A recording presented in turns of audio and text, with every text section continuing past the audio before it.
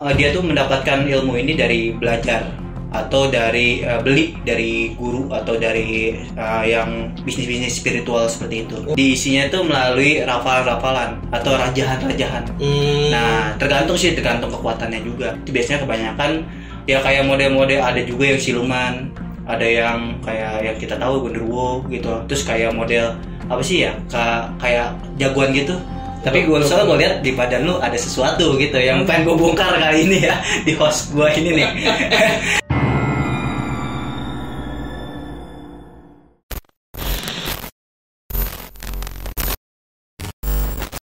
Oke, assalamualaikum warahmatullahi wabarakatuh. Kembali lagi di channel Misteri Kita. Ya, baik lagi bersama kita berdua. Kali ini kita akan mengangkat konten soal ilmu-ilmu yang biasa dipakai oleh anak-anak STM. Ya nggak? Iya. Anak-anak STM ya, anak-anak sekolah yang suka tawuran, cuy. Karena gue juga sering ngedenger anak-anak sekolah sekarang itu, bahkan dari dulu ya, itu banyak yang pakai ilmu-ilmu kebal, ilmu-ilmu kayak biar lari cepet gitu, nggak tahu sebutannya kijang kali ya. Lari kijang. Sama ilmu-ilmu supaya dia susah ketangkep, licin gitu, licin. Nah, namanya sih kayak belut apa gitu lah namanya gitu, kayak belut gitulah. Nah, kita mau nanya nih sama Yuda, kira-kira ilmu seperti itu tuh memang asli datangnya dari Allah atau memang itu kerjanya jin untuk menyesatkan manusia? Oke. Assalamualaikum warahmatullahi wabarakatuh. Ya, kali ini kita adain konten untuk membongkar ilmu yang biasa dipakai anak STM kali ya. Dan biasanya yang paling umum didengar itu ya tektok gitu kan, tektok atau tekbal gitu ya, kebal gitu, bal bacok, atau misalnya yang tadi Satria bilang itu yang apa tuh, yang licin gitu ya, yang lebih cepat. Dan ini pernah gua sempet bahas juga ya di channelnya Bang Ahmed ya sebelumnya, cuman hanya sedikit aja. Dan kalian juga banyak yang bertanya nih, coba Bang bongkar ilmu anak STM. Oke, kali ini kita akan bongkar dengan sepengetahuan saya gitu kan, dan yang mungkin saya pernah pengalaman aja gitu, yang pernah melihat langsung. Oke, yang pertama mungkin dari yang paling populer dulu kali ya. Itu yaitu ilmu tektok atau kebal gitu, ilmu kebal lah gitu, biar nggak mempan dibacok atau dipukul gitu. Oke, biasanya yang tektok ini atau kebal ini biasanya itu dipakai oleh anak sekolah, dan dia biasanya itu dia tuh mendapatkan ilmu ini dari belajar atau dari beli dari guru atau dari yang bisnis-bisnis spiritual seperti itu. Oh, bisnis spiritual. Iya, biasanya spiritual sekarang juga ya, zaman sekarang ya ada bisnisnya gitu, dan itu lumayan menguntungkan juga mungkin untuk orang-orang yang tertentu gitu kan. Dan biasanya kalau untuk tektok ya, diisinya itu melalui rafalan-rafalan atau rajahan-rajahan. Nah, tergantung kekuatannya juga, dan tergantung bagaimana daya tahan atau tingkat ketahanan kelamaan yang ada di orang tersebut gitu ya. Misalkan ada nih tektok yang paling perjanjiannya ini paling cuma setahun atau berapa bulan, terus hilang sendiri gitu. Atau misalnya cara melunturkannya ada yang permanen nih, terus dia dikasih tahu cara melunturkannya seperti ini. Biasanya yang permanen itu ada ininya juga ya, ada efek sampingnya. Nah, ada resikonya juga gitu. Dan biasanya dukun-dukun ini memberikan ya, kalau misalnya kita lihat dari segi gaibnya gitu ya, dia isi tektoknya itu apa sih gitu. Itu biasanya kebanyakan ya kayak model-model, ada juga yang siluman, ada yang kayak yang kita tahu genderuwo gitu. Terus kayak model apa sih ya, kayak jagoan gitu ya, jawara gitu. Biasanya seperti itu bentuknya yang diisi ke dalam orang tersebut ya, kalau untuk tektok. Yang kedua ini manfaatnya juga biar lebih pede gitu. Kalau misalnya kalian anak sekolah ya terutama ya, atau mungkin nggak anak sekolah pun banyak yang menggunakan tektok ini gitu kan, itu biar lebih percaya diri gitu. Misalnya katanya sih untuk jaga-jaga aja gitu, misalnya di jalan takutnya dibegal atau ada yang jahil. Nah, mereka tuh katanya sih biar percaya diri gitu, dari beberapa alasan yang mungkin udah gua survei dulu gitu ya, kenapa sih pakai ilmu tektok ini, dan mereka berpendapat seperti itu. Dan yang ketiga, ini biasanya juga ada yang untuk jago-jagoan. Biasanya mohon maaf nih ya, kita nggak nyalahin juga. Biasanya mohon maaf, biasanya preman gitu, atau misalnya untuk kayak untuk menguasai suatu wilayah, sekolahan atau misalnya pasar. Biasanya orang-orang yang seperti itu biasanya ya, cuman nggak semuanya, biasanya ada isinya. Yang paling minim banget ya TikTok isinya gitu, dan kejayaan juga sih kebanyakan kalau untuk yang penguasa-penguasa itu. Dan dari penjabaran lu tadi ya, kebanyakan orang itu memfungsikan ilmu kebal ini untuk menindas, cuy. Benar. Kalau untuk zaman sekarang, ya zaman sekarang untuk menindas. Cuman kalau untuk zaman dulu beda hal lagi. Iya. Untuk melawan penjajah gitu kan. Emang ini kan kebanyakan kalau TikTok ini ilmu-ilmu orang zaman dulu gitu. Cuman kalau orang zaman dulu tuh menggali ya, tanpa membeli atau tanpa mahar ya, tanpa mahar. Itu biasanya ya kalau yang dari mahar itu ada ininya juga, ada efeknya juga. Kalau orang zaman dulu ya udah, mereka menggali sendiri entah dari rafalan, jikiran atau lain sebagainya gitu. Biasanya seperti tapi itu. Gue juga gini nih, gue juga sering nih denger, bahkan ada juga salah satu teman gue yang memang dia itu ngilmu kebal ya. Itu nggak tahu fakta atau memang kebetulan ya. Jadi banyak orang yang berilmu kebal itu meninggalnya nggak wajar. Kebanyakan ya, itu yang itu bersifat, kenapa tuh? Itu biasanya kan yang bersifat permanen. Nah biasanya selain TikTok, di dalam orangnya itu juga ya ada ilmu kanuragan. Nah selain TikTok ya, itu biasanya itu orang itu udah mainnya tenaga dalam ilmunya gitu. Jadinya tenaga dalam atau kanuragan itu juga bisa dikategorikan untuk kekebalan tubuh juga, karena kekuatan kanuragan itu kan tenaga dalam gitu. Jadinya ya seperti itu, masih di dalam tubuh itu masih ada ikatan atau ada perjanjian yang mungkin belum terselesaikan dengan si jin ya, ada kontraknya atau ada mahar atau ada sajen yang belum dibereskan juga loh, atau belum dicopot gitu dengan si jin tersebut gitu. Biasanya kayak seperti itu perjanjian biasanya sih gitu. Ya jadi gue kayak agak sedikit bercerita nih, temen gue ada, dia itu ngilmu kebal, dia dibacok nggak mempan, ditusuk nggak mempan, ya kan?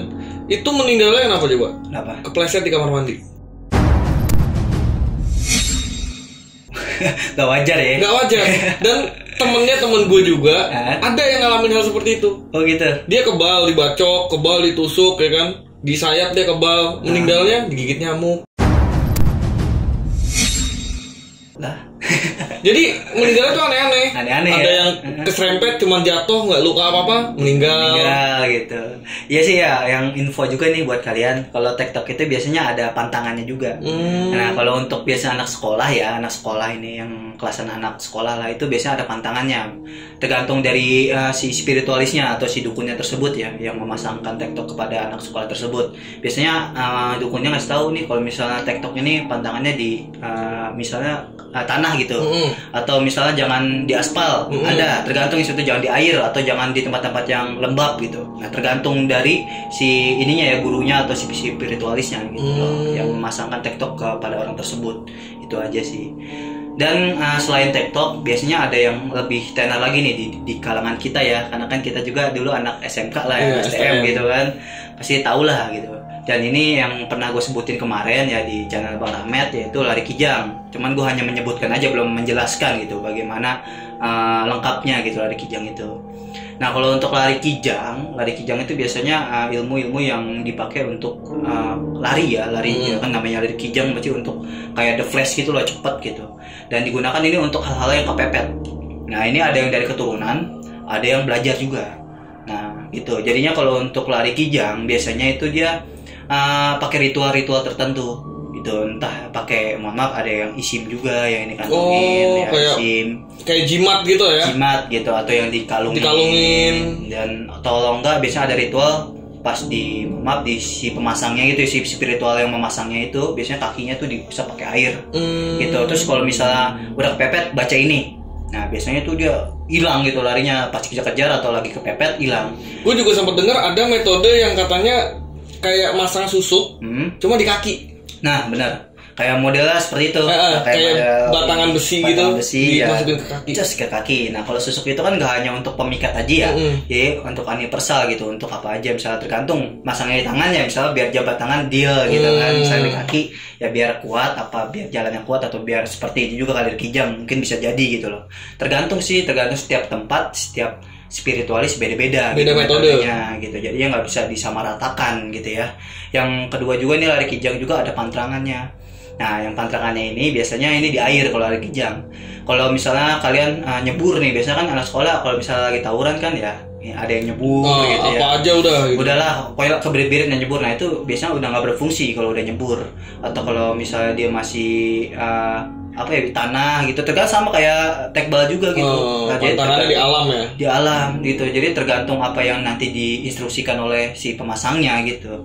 Jadinya kita nggak bisa semena-mena, oh iya gue punya lari kijang, gue bisa pakai di mana aja ya, nggak bisa. Biasanya ada lapalan tertentu juga gitu.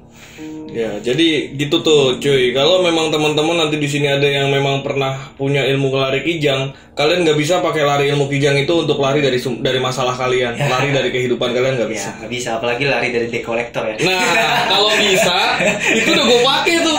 Motor gue jadi tarik leasing. Iya, itu yang biasa banyak sekarang digunakan.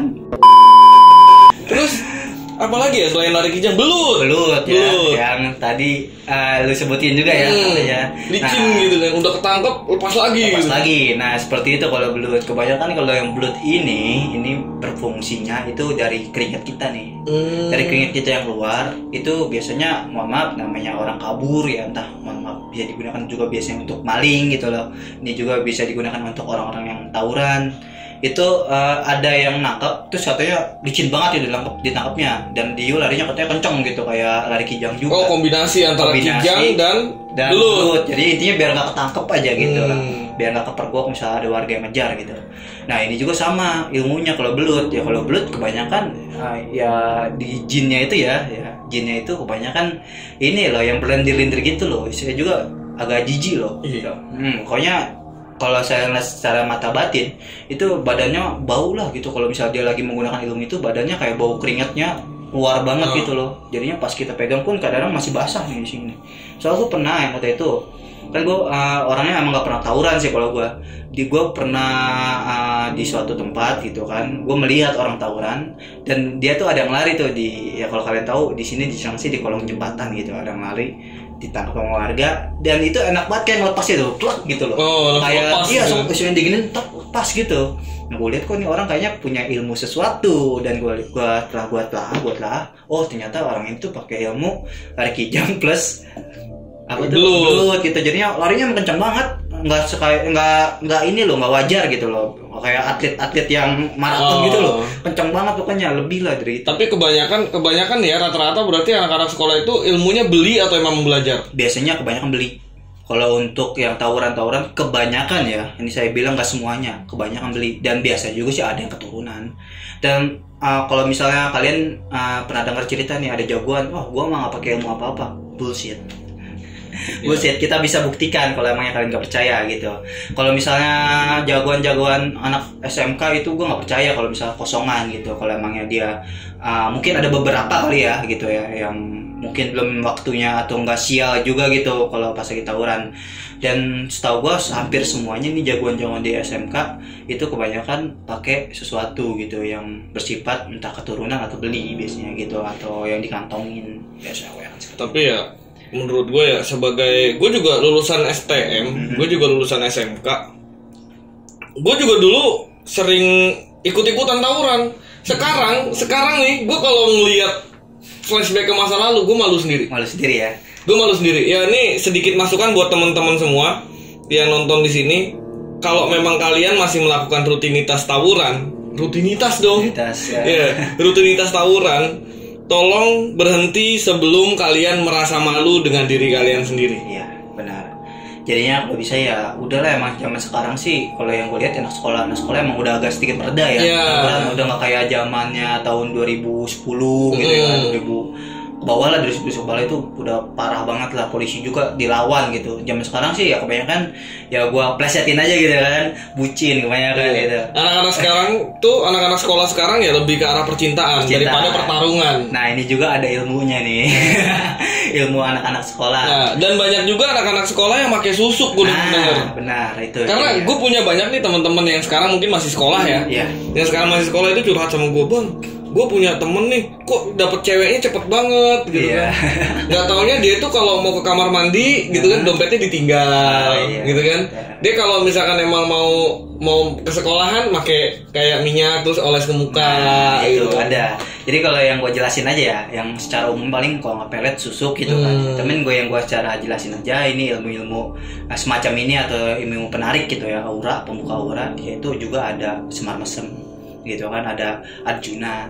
Tergantung sih dia makanya dalam tingkatan apa. Biasanya yang paling tinggi itu kalau nggak semar mesem Arjuna gitu yang paling tinggi. Dan juga ada bulu perindu. Nah itu kalau ilmu-ilmu yang pemikat wanita atau ilmu-ilmu untuk agar auranya itu lebih gimana gitu, lebih percaya diri lah gitu, lebih terbuka gitu, lebih kelihatan fresh dan ditatar lagi oleh banyak orang juga gitu. Dan ilmu ini sebenarnya kalau untuk ilmu ini sebenarnya bukan hanya digunakan ya sedikit membuka aja ya, tapi jangan kalau bisa jangan lah. Bukan hanya untuk digunakan untuk bucin aja, untuk kebanyakan bisnis gitu, untuk biasanya kalau golongan-golongannya tingkat atas nih ya, ini kebanyakan menggunakan ini untuk bisnis gitu, untuk berjualan atau biar deal juga gitu, biar banyak rekan juga gitu loh, rekan bisnis gitu sih kebanyakan. Dan gue mau nanya juga nih saat sama lu, kan lu katanya STM ya, dan gue kan atau STM jujur aja belum terlalu kenal satria gitu kan. Lu pernah nggak gitu pakai ilmu-ilmu gitu? Nggak pernah. Tapi yang pernahnya apa? Tapi gue soalnya gue lihat di badan lu ada sesuatu gitu yang pengen gue bongkar kali ini ya di host gue ini nih. Gue akan membongkar sedikit ya tentang host gue karena kebetulan kita ngobrolin mengenai hal yang berbau ya keilmuan, dan gue makanya nanya seperti itu, apakah benar apa tidak gitu. Host gue ini pernah menggunakan atau pernah membeli sesuatu gitu. Kalau gue sih nggak pernah beli ilmu kayak gitu ya. Cuman kalau gue tanya ke keluarga gue, emang kakek gue dulu almarhum, bapaknya dari bapak gue, kakek gue ini memang orang yang terpandang di kampungnya. Ya, dulunya Jawara. Jadi model kayak ilmu keturunan lah ya. Terus kakek gue yang dari nyokap gue ini guru ngaji ya. Jadi dua keluarga yang berseberangan. Satu kejawaannya kental, yang satu Islamnya kental. Oh gitu. Jadi lu ke arah mana nih? Ke arah kejawen apa ke arah yang ini? Nah, gue sempat nyari tahu itu karena dulu jujur ya, waktu gue STM itu sering kayak ada keris datang ke rumah, ada batu datang ke rumah. Oh, ya, kayaknya sedikit pengalaman nih.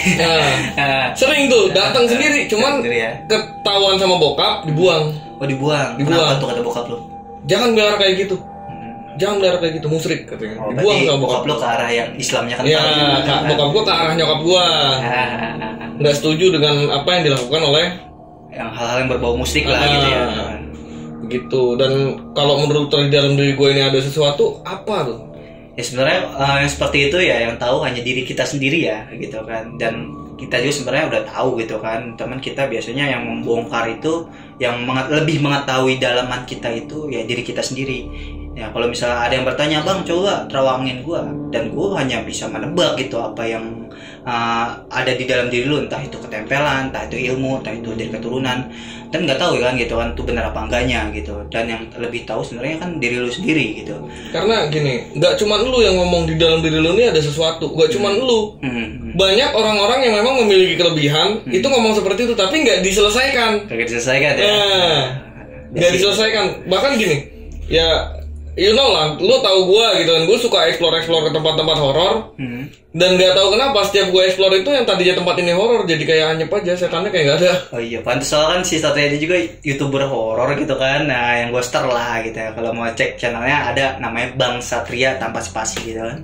Yang gue lihat emangnya jarang banget di channel dia itu ada keganjilan gitu, tapi cuma sekali dua kali doang lah. Iya. Dan gue pernah sempat bilang juga ke lu ya, Sat.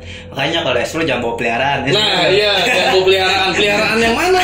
Gue explore nggak pernah bawa kucing gitu loh. Itu gue pelihara kucing. Itu gue ngomong ya pas pertama kali dia bikin konten ya, yang di Istana Mak Lampir. Ya, bukan di Istana Lampir.